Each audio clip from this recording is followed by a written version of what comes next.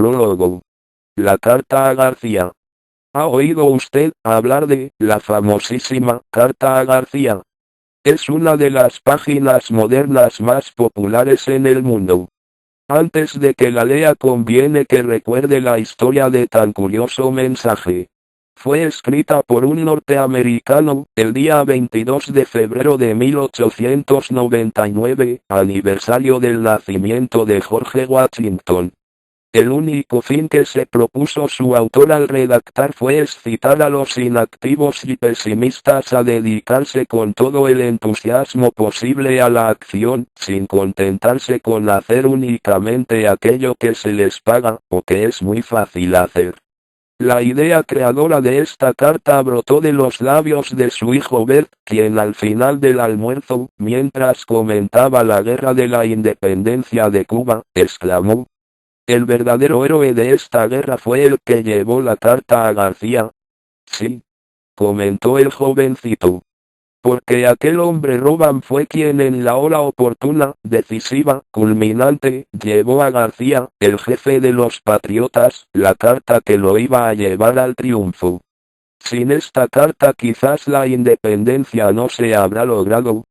Esta frase iluminó como un rayo la imaginación del escritor. "Sí", exclamó. "El joven tiene razón. El héroe es siempre aquel que en cada momento ejecuta con precisión y entusiasmo lo que tiene que hacer". El que lleva la carta a García corrió a su escritorio y de un tirón escribió su famosa carta a García, y la envió a la revista Filistín. En la revista no le dieron gran importancia y hasta la publicaron sin encabezamiento ni título. Pero en el mismo día y en los siguientes empezaron a llover pedidos de aquel ejemplar de la revista. Uno pedía una docena, otro 50, otros 100 ejemplares. Hasta que llegó una carta de la revista norteamericana American News pidiendo 1000 ejemplares de aquella edición de la revista. El editor pregunta a uno de los ayudantes qué es lo que en ese número de la revista levanta tal polvareda y con asombro oye la respuesta: "Es ese artículo acerca de la carta a García". A la semana siguiente el escritor recibe un telegrama de Nueva York: "Deme el precio de 100.000 ejemplares del artículo de la carta a García", publicándolo en forma de folleto, con una propaganda en la portada al expreso Empire State, e infórmeme cuándo puede empezar a entregármelo. 100.000 ejemplares era una cantidad muy grande para 1899. Pero se imprimieron. Y no solo esos, sino que un año después ya se editaron otros 500.000 y luego 1.000.000 de ejemplares. A los 2 años la carta a García había sido publicada ya en más de 200 revistas, y traducida a los 40 idiomas más importantes del mundo. En aquel tiempo llegó a Estados Unidos el príncipe Kilakov, director de los ferrocarriles rusos, y al ver que en toda la nación encontraba el folleto de la carta a García lo hizo traducir al ruso y al volver a su patria la mandó distribuir a todos los empleados de los ferrocarriles rusos. La carta pasó luego a Alemania, Francia, España, Turquía, Indostán y China, encontrando en todas partes gran aceptación. Vino luego a principios del siglo la guerra ruso-japonesa y gran cantidad de soldados rusos iban al frente llevando en su moral la célebre carta. Al encontrar los japoneses el folleto en manos de tantos prisioneros, concluyeron que debería ser algo excelente y admirable y lo tradujeron a su idioma. A los pocos meses, por orden del emperador, la carta a García era enviada a los empleados oficiales de todo el país. Las estadísticas cuentan hasta hoy más de 44 millones de ejemplares de la carta a García impresos y difundidos. Pocos escritores han logrado un éxito tan formidable. Ahora sí, después de tan interesantes datos, lo invitamos a leerla con atención. Una carta a García. Hubo un hombre cuya actuación en la Guerra de Independencia de Cuba brilla en mi memoria como el sol en pleno esplendor.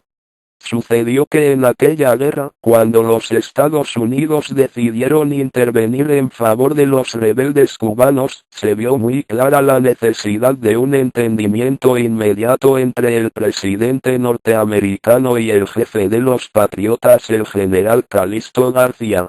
Pero, ¿cómo hacerlo? Hallábase en esos momentos, Dios sabe dónde, en alguna tenebrosa montaña escondida en el interior de la isla. Y era absolutamente necesario ponerse en comunicación con él para organizar los planes de ataque y de defensa.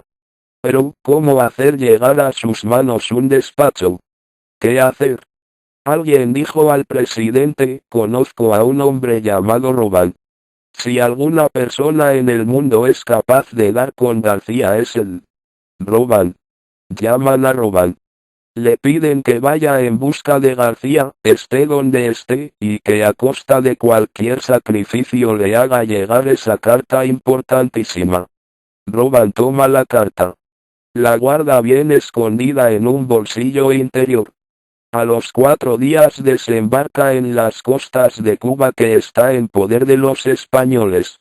Desaparece en la selva tenebrosa, para aparecer de nuevo a las 3 semanas del otro lado de la isla, cruzando un territorio sembrado de peligros y donde pululan los enemigos por doquier, y entrega la carta a García. Los dos frentes coordinan acciones y se gana la guerra. ¿Cómo logró llegar hasta donde estaba el destinatario de su carta? Es algo tan interesante que merecería escribirse una novela al respecto. Pero no tengo interés en describir aquí el modo como esto sucedió. El punto sobre el cual quiero llamar la atención es este. El jefe da a Roban una carta para que la lleve a García. Roban toma la carta y no pregunta: ¿pero dónde podré encontrar al tal García? ¿Por dónde me voy a ir? Esto será fácil. ¿No traerá peligros este oficio? ¿Y por qué yo y no otro? Nada de esto pregunta ni comenta. Se va sin más a cumplir lo que se le ha encomendado. Por Dios, amigos, que estamos aquí ante un hombre cuya estatua debería ser hecha en mármol o en bronce y colocada en la portada de muchos institutos donde se enseña a la gente a adquirir personalidad. Porque lo que debe enseñarse a la gente que desea adquirir un verdadero carácter es cómo hay que cumplir cada vez lo más exactamente posible el deber que tenemos que hacer, y cómo concentrar todas nuestras energías para lograr nuestros objetivos, y lograr dedicarnos con toda el alma a la acción, a llevar la carta a García. El general García ya murió. Pero siguen viviendo muchos Garcías en este mundo. Son todos los que necesitan de nuestro esfuerzo y de nuestro optimismo y valentía para obrar.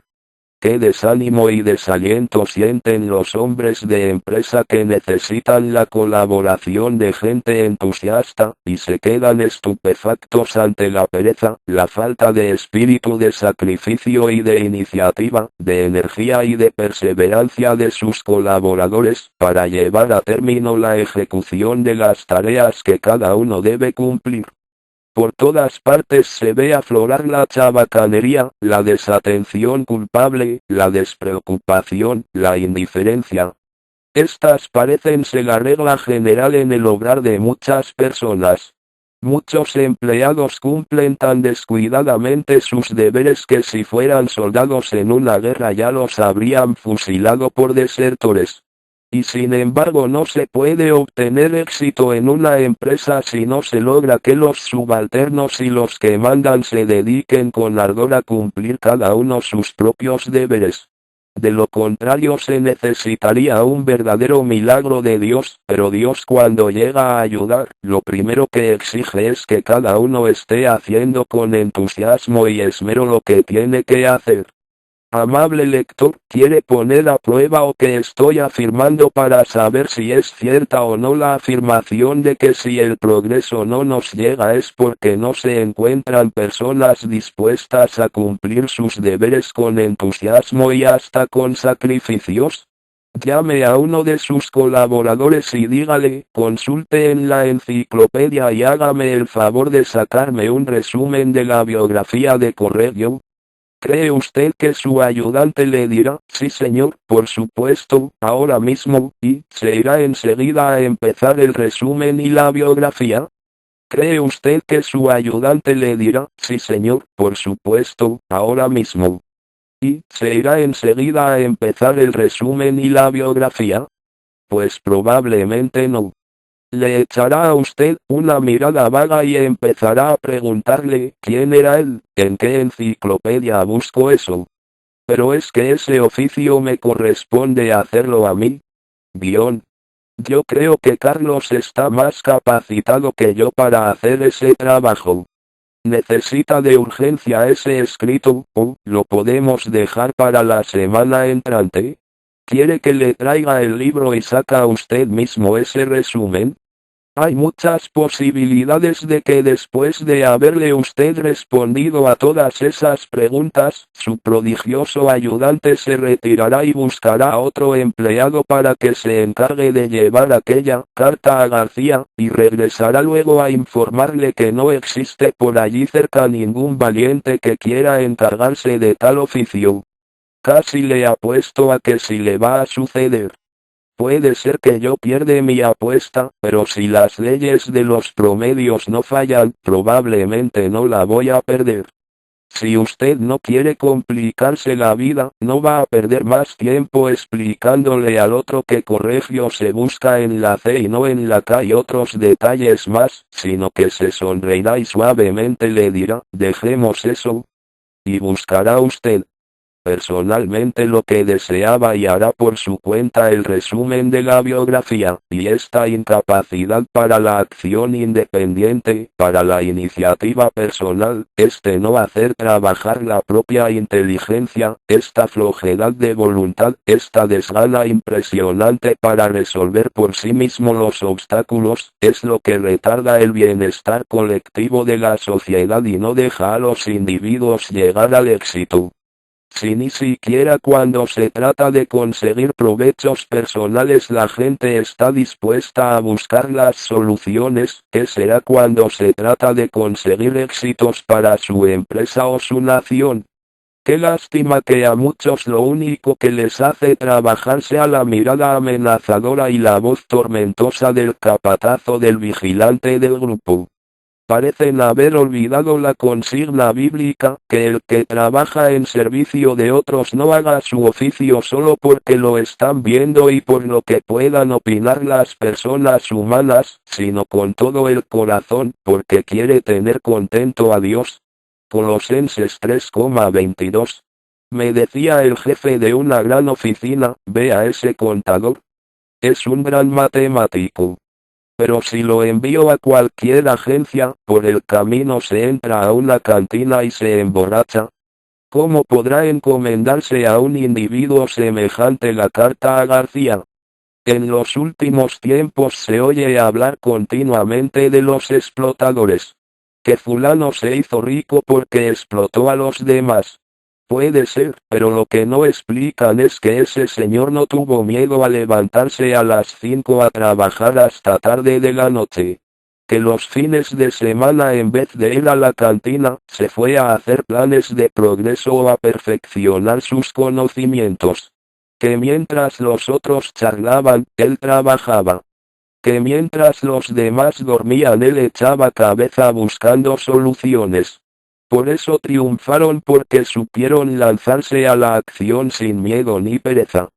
Porque en vez de echar a una alcantarilla la carta a García y dedicarse luego a buscar excusas por no haber conseguido fama ni éxitos, se lanzaron con toda el alma a buscar fórmulas para triunfar, y como todo el que busca encuentra, encontraron las fórmulas, y practicándolas, consiguieron el triunfo. Amigo lector, ¿quiere ser capaz de llevarle la carta a García? Lea y practique las fórmulas que le presentaremos enseguida y logrará el éxito de manera admirable. Capítulo 1. Los que triunfaron hicieron esto. Hágalo usted también. Fórmulas para triunfar. Primera. la fórmula básica. Los investigadores se han dedicado a averiguar cuál ha sido la idea, el secreto que ha llevado al triunfo a los grandes personajes de la historia. Y han encontrado una fórmula que todos los triunfadores practicaron, y sin la cual no habrían llegado a ser grandes ni famosos. Esta fórmula consiste en los siguientes 5 puntos. Primero, dirigir el pensamiento hacia una meta fija que se desea conseguir. Saber bien cuál es esa meta que se desea alcanzar y no desviar la atención de ella. Segunda, elaborar un plan para lograr conseguir esa meta, un plan cuidadoso y detallado que se va siguiendo día por día y que hace que nuestra actividad sea organizada y llena de entusiasmo. Tercero, desarrollar un sincero deseo de realizar aquello que se desea conseguir. El deseo ardiente es el más importante motivador de las acciones. El deseo de lograr éxitos consigue la costumbre de conseguir éxitos. Cuarto, conseguir una confianza grande en la ayuda de Dios y en sí mismo, confianza en las propias capacidades y habilidades para lograr el éxito, rechazando toda posibilidad de que Dios nos deje solos, y concediéndole muchísima mayor importancia a las cualidades positivas que se tienen que a las debilidades o a las posibilidades de derrota. Quinto, dedicarse a una acción tenaz e incansable para lograr obtener la meta que se busca conseguir, sin desanimarse por los obstáculos, las críticas, las circunstancias adversas, o lo negativo que los demás piensen, hagan o digan. Esa energía concentrada hacia la consecución de una meta, trae enormemente las oportunidades, las cuales no se dejan atrapar por los que están sin hacer nada, pero se acercan generosamente a quienes se atreven a atacar, a trabajar fuertemente por conseguir el éxito. Esta es la fórmula básica que tenemos que grabar profundamente en nuestra memoria a base de repetirla y estudiarla, y que P. Meyer llamó el plan del éxito personal a base de la automotivación, para desarrollar al máximo el propio potencial de cada uno, y que él resumió en estas palabras suyas que se han hecho mundialmente famosas: todo lo bueno que, vivamente imaginamos, ardientemente deseamos, sinceramente creamos y entusiásticamente emprendamos, de una manera impresionantemente favorable se transformará en algo placentero y beneficioso para nosotros. Según a ustedes lo que piensa, y será lo que desea ser. Esta fórmula, que es clave en la automotivación, está basada en un principio científico comprobado por psicólogos de todo el mundo, y que dice así: cada uno es el resultado directo de sus pensamientos. Una persona es lo que piensa, y puede llegar a ser lo que desea ser. Los sabios investigadores han demostrado que el ser humano únicamente utiliza el 25% o el 30% de su cerebro, y que casi todos morimos sin haber estrenado las 2/3 partes de nuestra capacidad cerebral. De los 13.000 millones de células o neuronas que tenemos en el cerebro, casi 10.000 millones irán con nosotros al sepulcro sin que las hayamos hecho trabajar. Teníamos miles de millones de colaboradoras cerebrales listas a ayudarnos, pero nuestra pereza mental no nos dejó pensar, y nuestro pesimismo no nos dejó desear en grande, y morimos sin haber triunfado. Se cumple así la queja del profeta en la Biblia: el mal de mi pueblo es que no dedica tiempo a pensar y meditar. Oseas 4.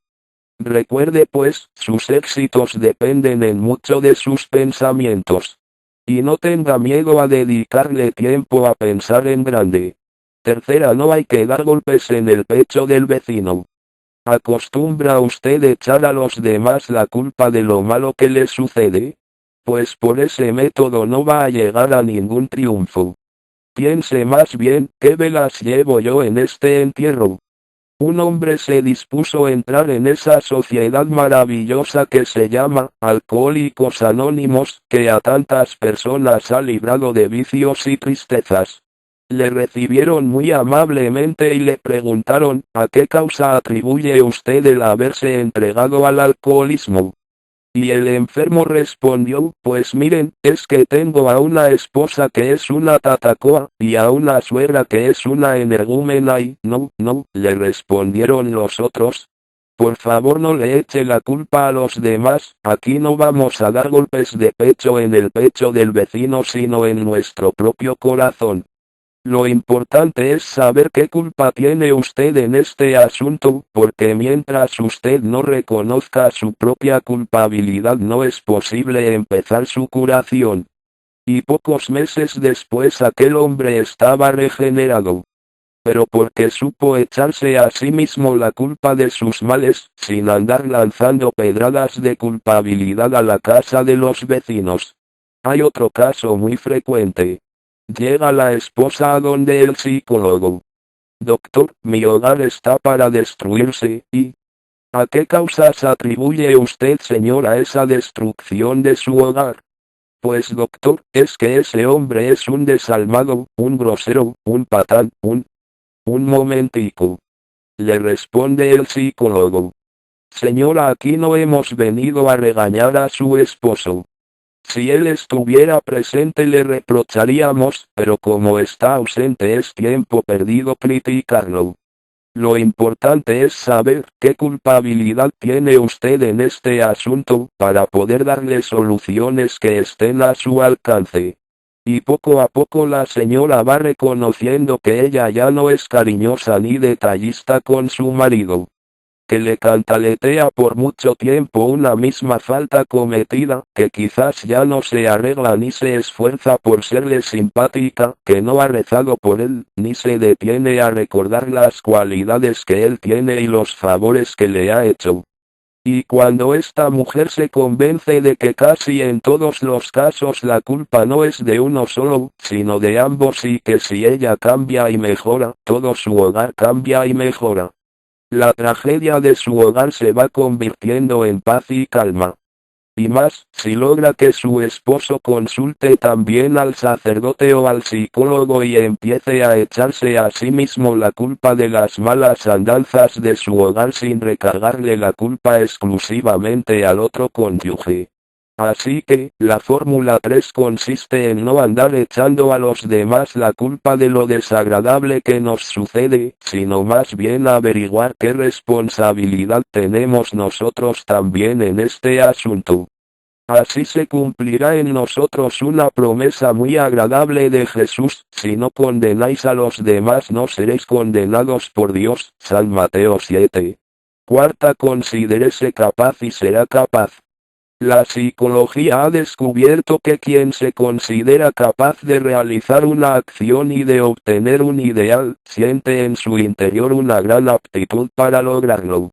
Hay que motivarse. Hay que autoevaluarse. Los psiquiatras hipnotizan a un hombre y le dicen, usted es débil. No es capaz de levantar sino 5 kilos. Y el pobre hombre trata de levantar un sencillo peso de 6 kilos y ya no lo logra conseguir. Luego lo vuelven a hipnotizar y le repiten muchas veces, usted es fuerte, puede levantar 50 kilos. Y el mismo que no era capaz de levantar 6 kilos, levanta ahora fácilmente 60 kilogramos. Lo que hace la sugestión. No olvide, si usted cree que puede, si cree que sí es capaz llegará a ser capaz. Esto no es mágico. No produce cambios instantáneos, pero va transformando su personalidad de una manera inesperada. Hay que llegar a una sugestión positiva. Las religiones todas tratan de que sus oyentes lleguen a esas sugestiones positivas: si lo puedo, si lo voy a conseguir con la ayuda de Dios, si me conviene y es para mi bien. Esto multiplica por 1000 las propias fuerzas. El repetirse, yo puedo hacerlo, si puedo conseguirlo, crea un ambiente de sugestión en el ánimo que lleva hacia el éxito. La convicción de que lo vamos a lograr obtener, trabaja en favor del ideal, y este se acerca enormemente hacia nosotros. Quinta. El deseo de lograr el éxito consigue la costumbre de conseguir éxitos. Es necesario que usted cultive un deseo vehemente por las metas que desea conseguir. Un deseo ardiente es el más grande motivador de la acción humana. Indiscutiblemente el grado de éxito que usted alcance en la vida estará en relación directa con la intensidad de los deseos que tenga por conseguirlos. Un anhelo inmenso fortalece su resolución de alcanzar sus triunfos. En el desierto el que tiene un gran deseo de beber se llega a formar en su imaginación una representación tan viva del oasis que calmará su sed que le parece estar ya llegando a él. Eso es exactamente lo que le sucederá a quien desea vehementemente triunfar. Su imaginación le irá presentando soluciones, la vida se le llena de un nuevo interés y su actividad indudablemente mejorará. Hay que distinguir entre el quisiera y el quiero, entre el simple y vago deseo y el anhelo. El anhelo es un deseo vehemente, profundo, incontenible. Es una sed del alma. El simple deseo se disipa ante la primera dificultad. El deseo vehemente se cree ante las dificultades y no se deja apagar por las oposiciones. Lo quise. Lo deseé con toda el alma. Sencillamente lo quise con todo el corazón, y lo conseguí, exclamó Madame Curie, la única mujer que ha obtenido el premio Nobel en el mundo, uno en física y otro en química. Así explicaba cómo ella, una pobre estudiante que caía desmayada en clases por pura física hambre, logró ser autoridad mundial en ciencias. Deseaba hacerlo, y su deseo vehemente la llevó a conseguirlo. En cambio muchos que se quedaron a la mitad del camino podrían repetir lo contrario, lo deseaba pero con un deseo tan débil, que las dificultades lograron marchitarlo antes de que él lograra conducirme al triunfo. No olvide nunca, el deseo de lograr éxitos logra crear en sus conciencias una mayor facilidad para conseguir éxitos, la costumbre de conseguir éxitos. Pero tampoco olvide jamás aquella frase tan hermosa del sabio Salomón en la Biblia. Lo que consigue éxitos es la bendición de Dios. Nuestro solo afán no logra nada.